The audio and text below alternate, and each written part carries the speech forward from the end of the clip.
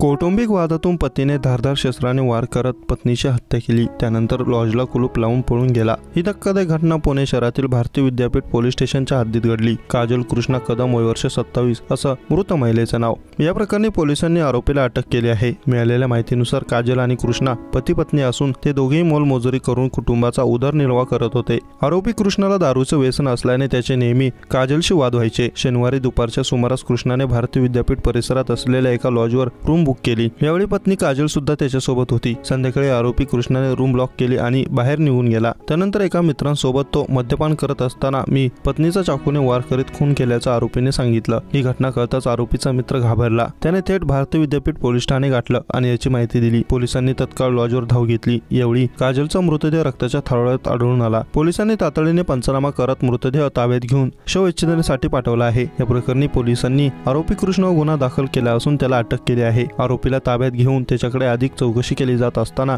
त्याने लॉजवर जाऊन चाकूने पत्नीची हत्या केल्याची कबुली दिली। आरोपीने खून कशासाठी केला हे मात्र अद्याप स्पष्ट झालेले नाही। मात्र कौटुंबिक वादातून आरोपीने ही हत्या केली असावी असा संशय पोलिसांना आहे।